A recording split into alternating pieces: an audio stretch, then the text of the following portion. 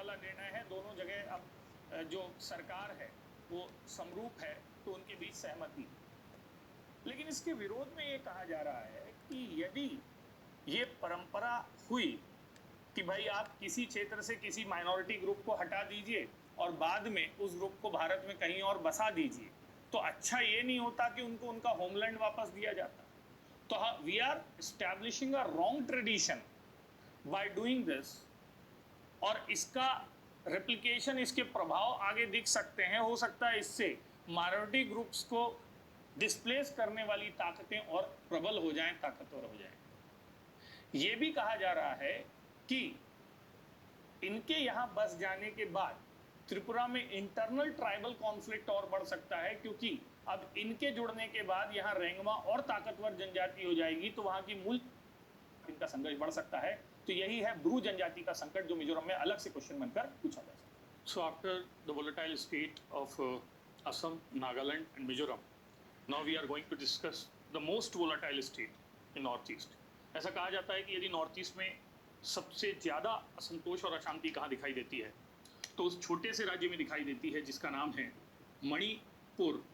यहाँ मणि शब्द ज्वेल, इसे ज्वेल ऑफ इंडिया कहा जा सकता है, भारत का मोती कहा जाता है इसे। इसे स्कॉटलैंड ऑफ इंडिया भी कहा जाता है ड्यू टू इट्स ब्यूटी। इसे भारत में मिनरल फॉरेस्ट रिच स्टेट के तौर पर भी देखा जाता है। मिनरल में यहाँ पर लोकटक लेक और वैली में ऑयल एंड नेचुरल गैस के भंडार हैं, फॉरेस्ट यहाँ बहुत संपन्न हैं, और इसके अलावा यहाँ पर हाइड्रल पावर पोटेंशियल भी बहुत ज़्यादा है। और इन सब के बावजूद ये कहा जाता है कि इसके कारण पर्यटन के लिहाज से, संसाधन के लिहाज से संपन्न ये राज्य नॉर्थ ईस्ट के सबसे विपन्न राज्यों में से क्यों है? मैं फिर से कह रहा हूं, रिसोर्स रिच पुअर स्टेट के तौर पर मणिपुर को देखा जाता है, और इसीलिए मणिपुर के असंतोष में कई बातें कही जा सकती हैं। ठीक, तो मणिपुर के असंतोष में एक बड़ा कारण वही विकास और उग्रवाद वाला विकासात्मक वंचना का है, और इस विकासात्मक वंचना को जिसने स्वर दिया है वो है जनजातीय आंतरिक संघर्ष। याद रखिएगा, जनजातियां आपस में तो कई जगह लड़ रही हैं। हमने नागालैंड में लड़ते देखा, हमने असम में लड़ते देखा, लेकिन सबसे ज्यादा जनजातियों की लड़ाई और जनजातियों से जुड़े आतंकी संगठनों की लड़ाई यदि कहीं दिख रही है तो वो दिख रही है मणिपुर। ठीक, तो मणिपुर के असंतोष को समझने के लिए यदि आप देखें तो मणिपुर को 1949 में मणिपुर रियासत का विलय भारत के अंतर्गत किया गया और इसे असम राज्य का हिस्सा बनाया गया। इस विलय का विरोध ही मणिपुर के लोगों ने लंबे समय तक किया।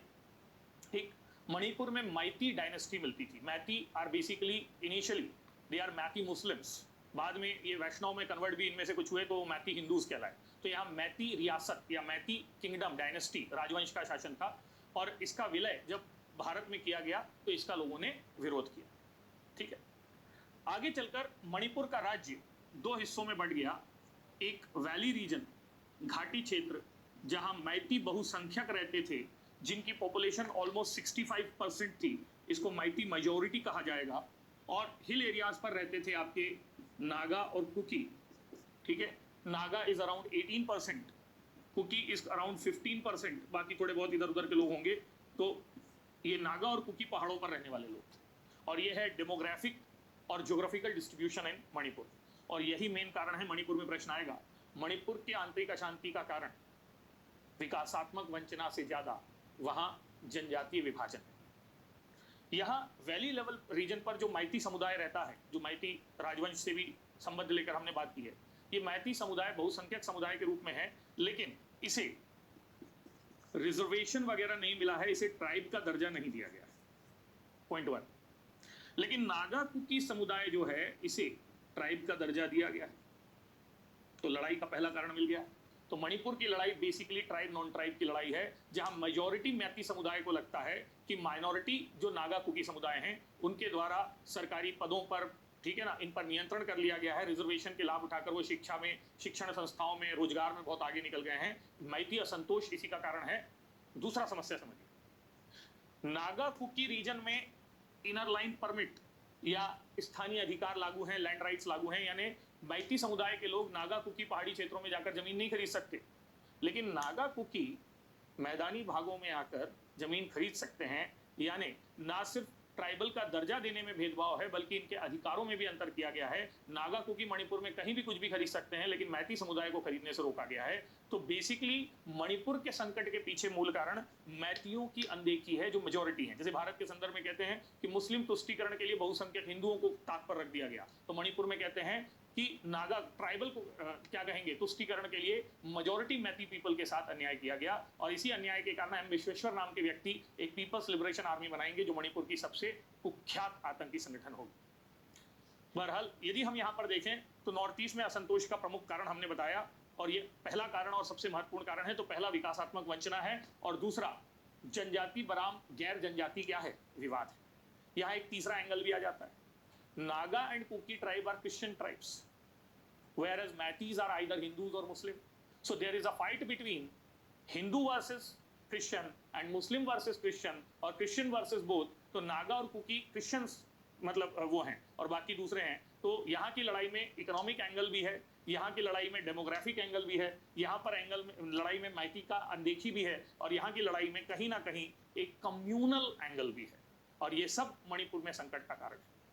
इसके बाद मणिपुर में संकट का जो अगला कारण आपको उभर कर सामने दिखाई देता है, वह है जनजातियों की आपसी लड़ाई। कुकी लैंड मांग रहा है, नागा नागालैंड मांग रहा है, और दोनों के जिले एक ही हैं। तो या तो ग्रेटर नागालैंड में वो जिले जाएंगे, वरना कुकी लैंड में जाएंगे। तो नागा कुकी की लड़ाई भी आपस में है। तो नागा कुकी आपस में मिलकर मैती से लड़ रहे हैं, ऐसा नहीं है कि नागा कुकी आपस में भी लड़ रहे हैं, और ये भी संघर्ष का एक कारण है। ठीक, हाल के दिनों में या पिछले 5 सालों में मणिपुर में कुछ ऐसी घटनाएं हुई हैं जिससे असंतोष बहुत तेजी से उभरा है। इसमें पहला था इनर लाइन परमिट का मामला। मणिपुर का ये कहना था कि भाई आपने बहुत सारे राज्यों को जो है एक तरीके से इनर लाइन परमिट दिया हुआ है। आपने अरुणाचल प्रदेश को दिया हुआ है, नागालैंड को दिया हुआ है, मिजोरम को दिया हुआ है। तो यदि आपने ये इधर वाली पट्टी में अरुणाचल प्रदेश को दिया है, नागालैंड को दिया है और मिजोरम को दिया है, तो हम में क्या समस्या है, हमको भी दे दो। हम भी तो पहाड़ी क्षेत्र हैं, हम भी तो माइनॉरिटी ट्राइब हैं, तो हमको भी इनर लाइन परमिट का सीधा मतलब होता है एक इंटरनल ट्रेवल वीजा। मैं अलग से बात कर लूंगा। तो इनर लाइन परमिट की मांग मणिपुर में गंभीर रूप से उठती रही है, यहाँ पर आपको ध्यान रखना है। तो एक इनर लाइन परमिट का मामला भी है जो संकट का क्या बन रहा है, कारण बन रहा है। इसके अलावा 2016 में आर्थिक नाकेबंदी की समस्या भी देखी गई। अब ये समस्या क्या थी, हुआ ये कि 2016 में मणिपुर विधानसभा ने एक बिल पारित करके 7 नए जिलों का निर्माण कर दिया, जिनमें से 5 नागा बहुल्य जिले थे। अब जो नागा आंदोलन, national socialist council of Nagaland है और यूनाइटेड नागा काउंसिल है, वहां पर उन्होंने ये कहा कि एक षड्यंत्र है ग्रेटर नागालैंड के सपने को रोकने का। मणिपुर को डर है कि नागा बहुल क्षेत्र कहीं ग्रेटर नागालैंड का हिस्सा ना बन जाए, इसलिए वो हमारी डेमोग्राफी बिगाड़ना चाहते हैं, और इसलिए उन्होंने नए जिलों का निर्माण किया है। और इसलिए नए जिलों के विरोध को लेकर उन्होंने नेशनल हाईवे 2 और 37 को ब्लॉक कर दिया, जिससे वहां आने वाली रसद वगैरह सब रुक गई और वो मतलब भारत से आइसोलेट हो गया। इसे ही आर्थिक नाकेबंदी कहते हैं। ये समय समय पर मणिपुर में होती रहती है, तो ये भी चिंता का एक कारण है। इसके अलावा आप ये देखेंगे कि मणिपुर में इस समय सबसे ज्यादा टेरर गुट या आतंकी गुट क्या है, काम कर रहे हैं, मैक्सिमम नंबर ऑफ टेरर गुट। और मणिपुर में बढ़ते हुए आतंकी संगठनों की संख्या को देखते हुए ही यहाँ पर आफ्सपा लगाया गया। और इसी आफ्सपा की कहानी मणिपुर की एक महिला के चेहरे में पूरे देश को दिखती है, जिनका नाम है इरोम शर्मिला, जिन्होंने 2000 से 2016 तक लगातार आमरण अनशन किया मणिपुर और नॉर्थ ईस्ट के क्षेत्रों से आफ्सपा को। अब आफ्सपा क्या है हम अलग से बात कर सकते हैं, आफ्सपा को हटाने के लिए। तो कुल मिलाकर मणिपुर के संकट में बहुत सारे कारण हैं। डेवलपमेंटल डिप्रीवेशन है, नागा कुकी वर्सेस मैती है, मैती की अनदेखी है, नागा और कुकी का आपस में संघर्ष है, इनर लाइन परमिट का मामला है, नए जिलों के निर्माण के बाद आर्थिक नाकेबंदी है, और उसके अलावा हमने कहा जो वहां पर सैन्य कानून लागू किया गया है या सैन्य कानून के तहत, आफ्सपा कानून के तहत जो अधिकार दिए गए हैं, वो भी मणिपुर में संकट का कारण है। और इसीलिए मणिपुर इस समय सबसे अशांत राज्यों में से एक है। यहाँ पर छोटे बड़े जो 44 आतंकी संगठन कार्यरत हैं, उनमें से अधिकांश ने 2002 के बाद आपस में विलय भी कर लिया है। लेकिन विलय के बावजूद इस समय आपको ध्यान में रखना है कि मणिपुर में कार्यरत जो प्रभावी आतंकी संगठन है, उनमें पहला है United liberation front of Manipur, जो 1964 में बना था। ये मैती रियासत के विलय का विरोध करता है और ये अलग राष्ट्र की मांग करता है। दूसरा संगठन पीपल लिबरेशन आर्मी है। पीपल लिबरेशन आर्मी ये 1970s में 78 में एम विश्वेश्वर नेता का नाम बता रहा हूं मैं, ये नाम याद रखिएगा क्योंकि यही सबसे बड़ा आतंकी संगठन माना गया मणिपुर का, के नेतृत्व में चलता है। चाइना इसको कम्युनिस्ट आइडियोलॉजी के कारण सपोर्ट करता है और यही सबसे ज्यादा हिंसात्मक घटनाओं को जन्म देता है, और बाद में इसी के झंडे तले मणिपुर के छोटे बड़े दल इकट्ठे होंगे। ठीक।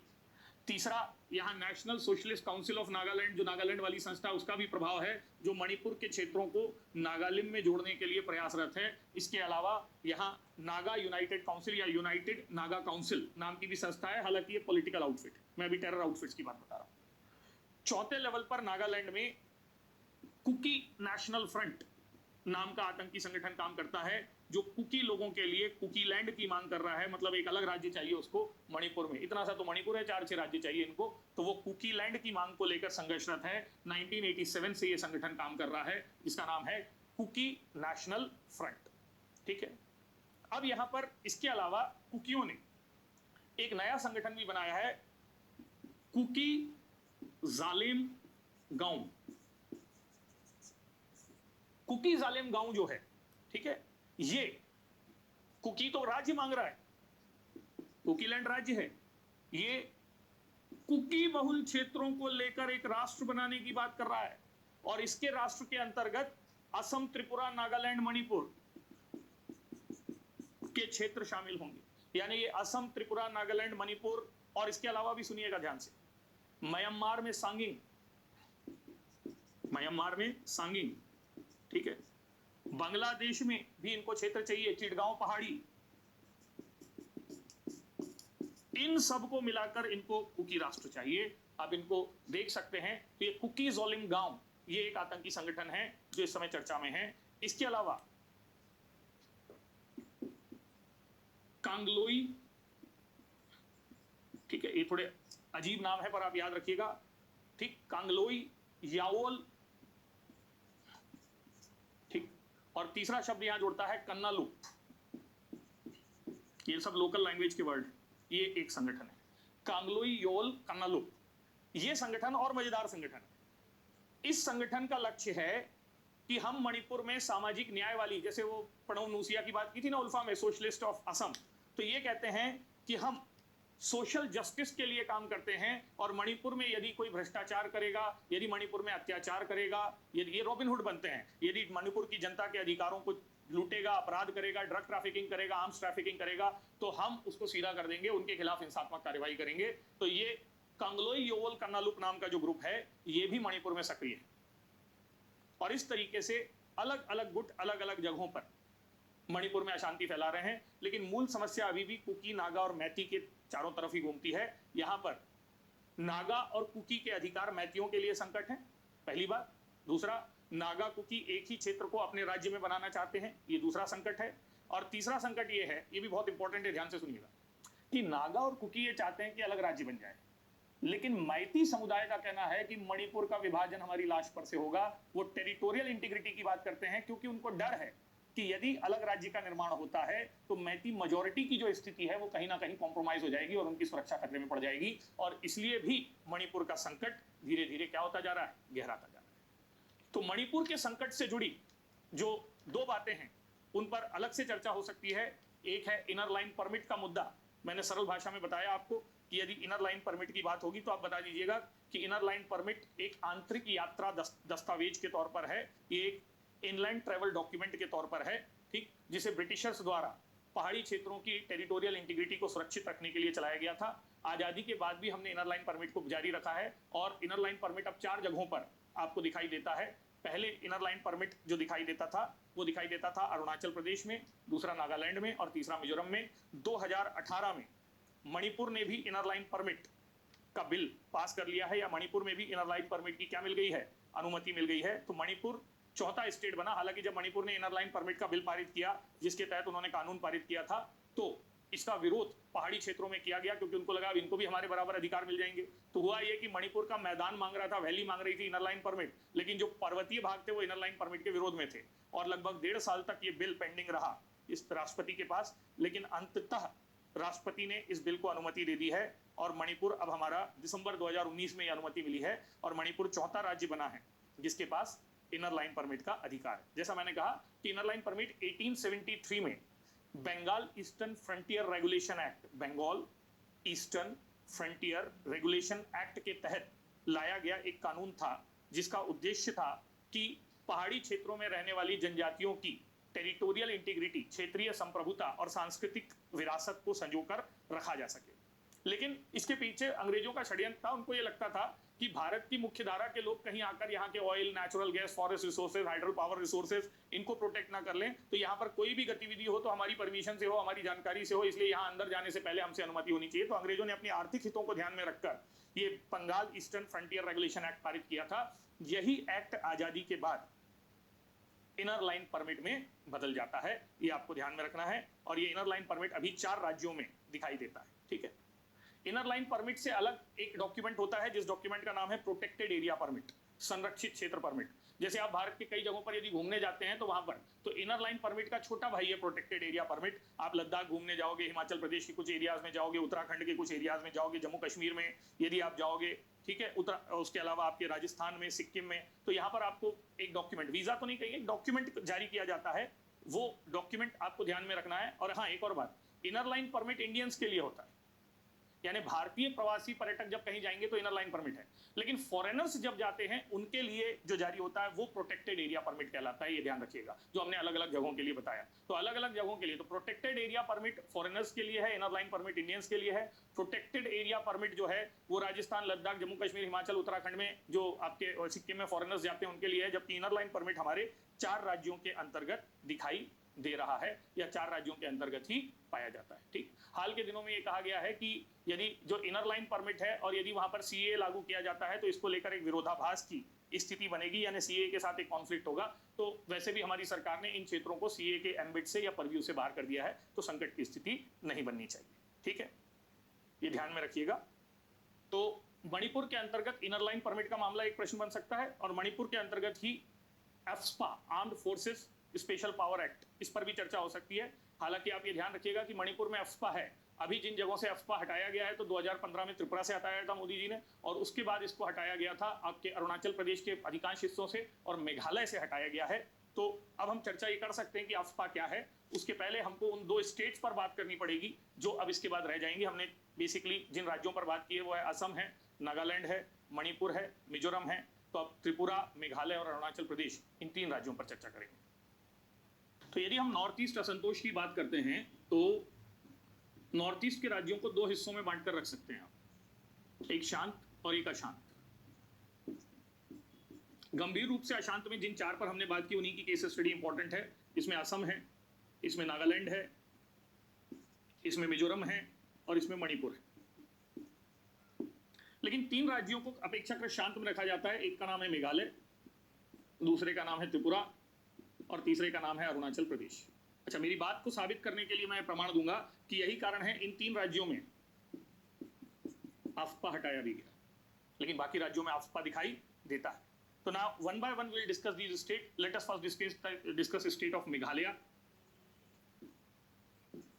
ठीक, मेघालय के अंतर्गत इस बात को ध्यान में रखिएगा कि हमारे संविधान के आर्टिकल 371B के अंतर्गत ये प्रावधान किया गया कि गारो, खासी और जयंतिया क्षेत्र को अलग करके मेघालय स्टेट बनेगा। तो मेघालय स्टेट का निर्माण ही जो किया गया था 1972 में, ये निर्माण किया गया था संविधान के आर्टिकल या संविधान के अनुच्छेद 371B के तहत, ठीक है। और यहाँ पर फिर आगे राज्यपाल के विशेष अधिकारों की भी बात की जाती है। तो मेघालय राज्य का निर्माण किया गया, ठीक। ये एक पर्वतीय राज्य है, ये एक जनजातीय राज्य है, और किस्मत से पर्वत और जनजाति अलग से याद नहीं करनी पड़ती। गारो, खासी और जयंतिया ये पर्वतीय और क्या कहेंगे हम, आदिवासी राज्य के तौर पर यहाँ पर दिखाई देते हैं, ठीक है। इसको चलिए, अब यहाँ पर मेघालय में डायरेक्टली इंसर्जेंसी की यदि हम बात करें तो फिर वही है कि मेघालय में संकट का प्रमुख कारण है जनजातियों का आपसी असंतोष। गारो, खासी और जयंतिया अपनी ट्राइबल एग्जिस्टेंस के साथ साथ एक दूसरे के साथ या एक दूसरे के क्षेत्र में प्रवेश से भी क्या है, चिंतित है। तो मेघालय में संकट का पहला कारण तो यही है कि गारो और खासी अपनी सांस्कृतिक अस्मिता के लिए अलग अलग राज्यों की, अलग अलग स्टेट्स की ये क्या करते हैं, मांग करते हैं। इन्होंने अलग अलग राज्यों की डिमांड की है। 1992 में हिल नेशनल काउंसिल, ये संगठन का नाम याद रखिएगा, हिल नेशनल काउंसिल, ये खासी लैंड के निर्माण के लिए बना। और उसके बाद 2009 में गारो लिबरेशन आर्मी, ये गारोलैंड की मांग कर रही है, यानी 2 राज्य यहाँ आंतरिक तौर पर मांगे जा रहे हैं, हालांकि ये बहुत सक्रिय गुटों में नहीं जाने जाते। मेरा मानना है कि नॉर्थ ईस्ट के संकट में मूल कारण आदिवासी संस्कृति के अलावा ये है कि मेघालय जो है वो एक ट्रांजिट रूट है, पर्वतीय क्षेत्र है, वहां बसना कोई नहीं चाहेगा, लेकिन बांग्लादेश के रास्ते जो भी अनैतिक गतिविधियां असम तक होती हैं या भारत के आंतरिक भागों में होती हैं, वो जाती कहां से है? मेघालय से। तो मेघालय वो क्षेत्र है जहां से तस्करी के लिए, अवैध शरणार्थियों को लाने के लिए, ड्रग ट्रैफिकिंग के लिए, गाय की तस्करी के लिए, हथियारों की तस्करी के लिए, मानव की तस्करी के लिए, अवैध लोगों की तस्करी के लिए हब्स बन गए हैं, और इसलिए मेघालय की सुरक्षा जो है वो है खतरे में। इसके अलावा यहाँ व्यापार रोजगार की संभावनाओं को देखते हुए यहाँ दूसरे क्षेत्रों के लोग भी आकर बसे हैं। आज से शायद 1 या 1.5 साल पहले यहाँ पर सिख लोगों पर हमले बहुत एक गंभीर कारण बने थे। मतलब यहाँ आंतरिक बनाम बाहरी का संघर्ष भी मेघालय में चिंता का एक कारण बनकर उभर रहा है। ठीक, इस समय मेघालय में अचिक नेशनल वॉलेंटरी काउंसिल, एक संगठन का नाम बता रहा हूं मैं, अचिक नेशनल वॉलेंटरी काउंसिल, ANVC नाम का एक संगठन है जिसने गवर्नमेंट ऑफ इंडिया के साथ 2014 में शांति समझौता किया है। अचिक नेशनल वॉलेंटरी काउंसिल, तो सेंट्रल गवर्नमेंट, मेघालय गवर्नमेंट और इस संगठन के बीच शांति समझौता हुआ है, और Meghalaya kind of peaceful state है, छोटे मोटे झंझावतों को छोड़कर। और हाल ही में भारत सरकार ने मेघालय से, संपूर्ण मेघालय से आफ्सपा हटाने का भी निर्णय लिया है। तो ये कहानी मेघालय की हुई। मेघालय के बाद हम अगले राज्य पर चर्चा करें जिसका नाम हो त्रिपुरा। ठीक है, तो त्रिपुरा के बारे में ये याद रखिएगा कि त्रिपुरा त्रिपुरी रियासत, ठीक है, त्रिपुरी रियासत का विलय जब भारत में किया गया तो त्रिपुरा के लोग इससे खुश नहीं थे। इसके अलावा त्रिपुरा की ज्योग्राफी ऐसी है कि वो 3 ओर से बांग्लादेश से घिर जाता है, और इसलिए जो अवैध तस्करी है, शरणार्थी हैं, गौ तस्करी है, इस संकट से त्रिपुरा सबसे ज्यादा प्रभावित है। तीसरी प्रॉब्लम यह है कि त्रिपुरा में ही सबसे ज्यादा शरणार्थियों को बसाया गया है, चाहे चकमा शरणार्थियों का मुद्दा हो, चाहे ब्रू शरणार्थियों का मुद्दा हो, ये सब त्रिपुरा के अंतर्गत संकट है। त्रिपुरा का एक संकट यह भी है कि त्रिपुरा में गैर त्रिपुरी भाषियों का, यानी बंगाली लोगों का प्रवेश और प्रभुत्व ये बहुत दिखाई देता है, और बंगालियों के एक्सेप्टेंस को लेकर त्रिपुरा में एक विरोध दिखता है, और इसलिए भी त्रिपुरा में संकट की स्थितियां हैं। ठीक है, इसके अलावा यदि आप चर्चा करना चाहें तो त्रिपुरा में अभी कम्युनल एंगल भी बहुत गंभीर हो गया है। ये बेसिकली पॉलिटिकल लड़ाई थी, जो लेफ्ट वर्सेस राइट की लड़ाई थी। इस लेफ्ट वर्सेस राइट की लड़ाई को, लेफ्ट को प्रो मुस्लिम और राइट को एंटी मुस्लिम के तौर पर प्रोजेक्ट करके त्रिपुरा में कम्युनल एंगल बना। पिछले चुनावों में त्रिपुरा में सांप्रदायिकता की स्थितियां भी गंभीर तौर पर दिखाई दी है। तो ये सब त्रिपुरा के भविष्य के संकट हो सकते हैं जिन पर बात की जा सकती है। रही बात त्रिपुरा के, तो यहाँ पर ये हिंसा दिखाई देगी। त्रिपुरा के टेरर आउटफिट्स की, तो त्रिपुरा में national liberation front of Tripura, national liberation front of Tripura और ऑल त्रिपुरा टाइगर फोर्स, ये 2 संस्थाएं हैं जो मूल रूप से लड़ाई लड़ती हैं, और इनकी लड़ाई के केंद्र में है बाहरियों को भगाना। ये बंगालियों पर भी हमला करते हैं, बांग्लादेशियों पर भी हमला करते हैं। ये गैर त्रिपुरी भाषा, बंगाली भाषी लोगों के खिलाफ लड़ाई लड़ने वाले लोग हैं। ठीक है, बंगाली भाषी लोगों का विरोध करने। ऑल त्रिपुरा टाइगर फोर्स तो अपने वायलेंट एक्शंस के लिए जानी जाती है। National liberation front of Tripura जो है, ये 1997 में बनी थी, और 2005 से 2013 के बीच इन्होंने, या 15 के बीच इन्होंने गंभीर, लगभग 300+ हमले इनके माध्यम से देखे जाते हैं। 300 से ज्यादा इन्होंने हमले किए। इन हमलों को देखते हुए भारत सरकार इनसे समझौता करने के लिए आगे बढ़ी, और national liberation front of Tripura के अंतर्गत, ठीक है, SD साबिर कुमार देववर्मा,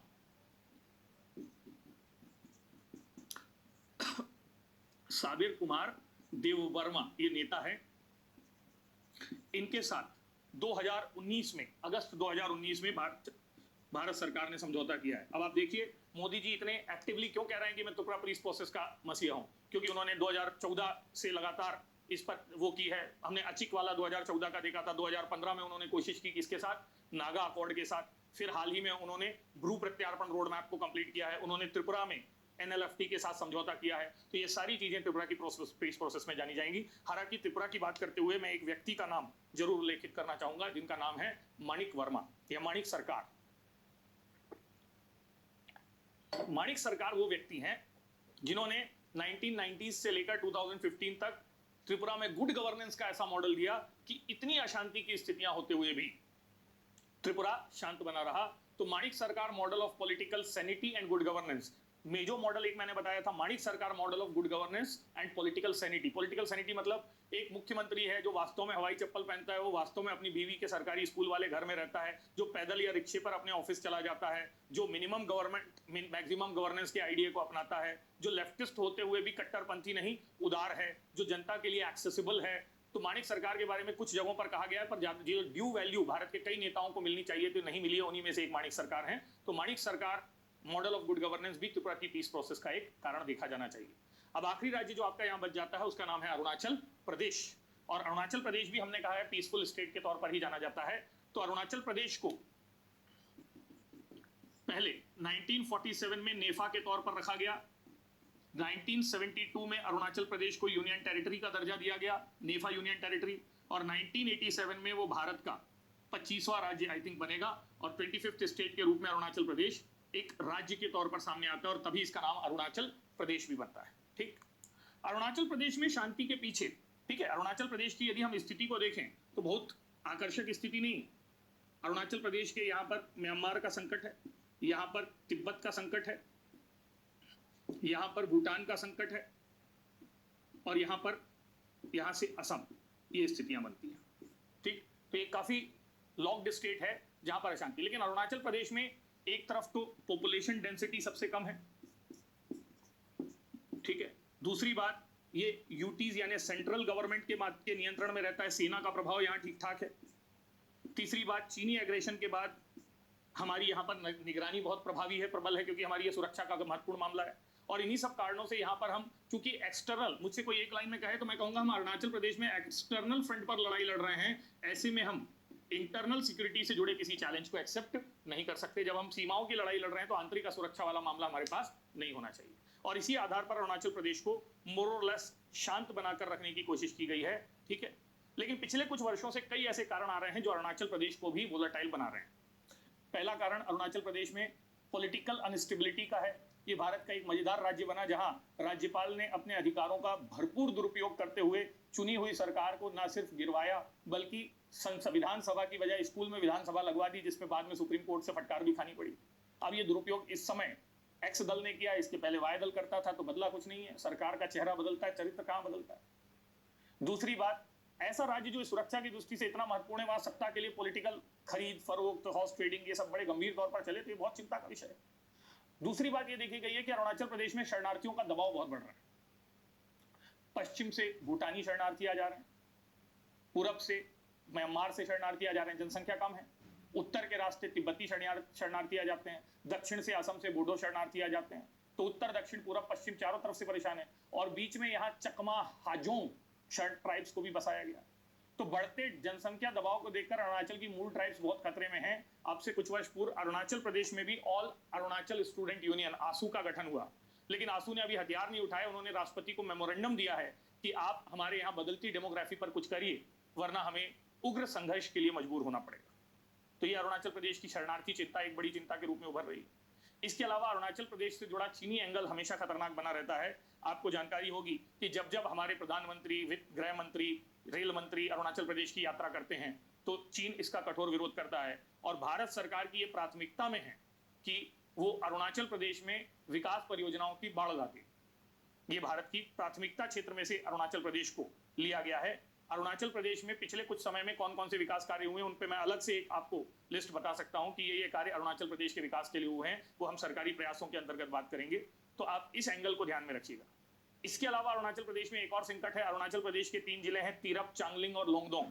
तिरप, चांगलिंग, लोंगदोंग। इन जिलों को ग्रेटर नागालैंड में मिलाने की बात हो रही है, यानी नागा संघर्ष भी यहाँ पर एक समस्या के तौर पर है। इसके दक्षिणी जिले हैं लोहित और दिपोंग। मैं फिर से कह रहा हूं, दक्षिणी जिले हैं लोहित और दिपोंग। यहाँ पर नक्सलवादी प्रभाव यहाँ पर बढ़ रहा है। ऐसा कहा जा रहा है कि यहाँ नक्सलवादी संकट गंभीरता से गहरा रहा है। तो ये कई कारण हैं। मैंने कहा कि राजनीतिक उठापटक कारण बना, मैंने कहा कि यहाँ पर चीनी विरोध एक कारण हमेशा से बनता है, यहाँ शरणार्थियों का आगमन एक कारण बना, यहाँ लेफ्ट विंग एक्सट्रीमिज्म एक कारण बना, यहाँ नागा विद्रोह की परिस्थितियां एक कारण बनी है। और इन सब कारणों से अरुणाचल प्रदेश भी भविष्य में अशांत राज्य के रूप में बदल सकता है। इसलिए सरकार को यहाँ विशेष ध्यान देने की जरूरत है, क्योंकि आंतरिक नहीं बाह्य सुरक्षा की दृष्टि से भी बहुत महत्वपूर्ण राज्य। तो जो 3 शांत राज्य हमने देखे, हमने शांत कहने का कारण ये बताया कि इन 3 शांत राज्यों में, इन राज्यों में हमने आफ्स्पा को हटाया है। तो यहाँ पर एक टॉपिक बनता है कि आफ्स्पा क्या है, आफ्स्पा के पॉजिटिव क्या है, आफ्स्पा के नेगेटिव क्या है, या आफ्स्पा को हाल ही में मेघालय और अरुणाचल प्रदेश से क्यों हटाया गया है। तो let us discuss this topic called AFSPA for some time. AFSPA का मतलब है armed forces special power act, ठीक है, armed forces special power act, ठीक है। ये एक एक्ट है जो डिस्टर्ब्ड एरियाज में सेना को विशेष अधिकार या विशेष शक्तियां प्रदान करता है, giving special powers to the military in disturbed area. अब डिस्टर्ब्ड एरिया की अपनी परिभाषा हो सकती है, वहां लॉ एंड ऑर्डर की चिंता है, वहां पब्लिक ऑर्डर की चिंता है, वहां कम्युनलिज्म है, वहां सेपरेटिज्म है, वहां, ठीक है ना, टेररिज्म है। तो डिस्टर्ब्ड एरियाज में जो ये कानून है, ये कानून सेना को विशेष शक्तियां प्रदान करता है, ठीक। इसे लागू करने का जो अधिकार है, वो अधिकार किसी राज्य के गवर्नर को है केंद्र सरकार के साथ। तो यदि आपसे पूछा जाए कि आफ्स्पा को लागू कौन करता है, तो आप कहेंगे सेंट्रल गवर्नमेंट। किसकी सहायता से? राज्य के राज्यपाल। राज्यपाल केंद्र का प्रतिनिधि होता है, की मदद से आफ्स्पा को लागू करता है। इस आफ्स्पा के अंतर्गत प्रावधान ये हैं या प्रोविजंस ये हैं कि ये सेना को ये अधिकार देता है कि वह बिना कारण बताए गिरफ्तार कर सकता है, प्रिवेंटिव डिटेंशन जिसको हम बोलते हैं, या निवारक निरुद्ध। तो बिना कारण बताए गिरफ्तार करने का अधिकार, अरेस्ट का अधिकार, ठीक है। 24 घंटे में अदालत में पेश नहीं किया जाएगा, वकील की सहायता उपलब्ध नहीं करवाई जाएगी, आपके घर, आपकी गाड़ी को जब चाहे तब सर्च किया जा सकता है। इसके अलावा 5 लोगों से ज्यादा प्लस यदि इकट्ठे हैं, इस पर रोक लगाई जा सकती है। 5 लोगों से ज्यादा, उन पर रोक लगाई जा सकती है। ये सारे अधिकार इस कानून के तहत सेना को प्राप्त होते हैं। आपके हथियार रखने के अधिकार को रोका जा सकता है। तो एक तरीके से देखें तो जो आफ्स्पा कानून है वो हमारे संविधान के कई मूल अधिकारों का उल्लंघन करता है, जिसमें आर्टिकल 19 का आर्ट ऑफ क्या कहेंगे आप, राइट टू गैदर है, जमा होने का अधिकार। Article 21 right to dignified life है, क्योंकि ये आपकी लाइफ में डिस्टर्बेंस पैदा कर रहे हैं। और सबसे मेन आर्टिकल 22, जहां आपको बिना कारण बताए गिरफ्तार किया जा सकता है या आपको वकीली सहायता से महरूम किया जा सकता है, ठीक है। गोली चलाने का अधिकार होता है, तो जीवन के अधिकार को छीन लेना, ये इसके अंतर्गत आएगा। तो आफ्स्पा की अलग अलग धाराएं हैं जिसके अंतर्गत हमारे मूल अधिकारों को छीना गया है। आफ्स्पा के आप सेक्शन अलग अलग यदि देखें तो सेक्शन 4A के तहत गोली चलाने का अधिकार है, जो 21 का उल्लंघन है। 4B के अंतर्गत सर्च का अधिकार है, जो डिग्निफाइड लाइफ के अधिकार को किसी ना किसी तरीके से रोकता है। सेक्शन 121 के अंतर्गत आर्टिकल 19 यानी आपकी पीसफुल गैदरिंग को रोकने का क्या किया गया है, प्रयास किया गया है। इसके अलावा आफ्स्पा जो है वो हमारे मानव अधिकारों का संकट भी है, यानी United nation declaration of human rights हो या यूनाइटेड नेशन के वो समझौते हो जो मानव अधिकार या डिग्निफाइड लाइफ से जुड़े हुए हैं, उनके खिलाफ नजर आता है। और इन्हीं आधारों पर इस कानून का विरोध किया जाता है।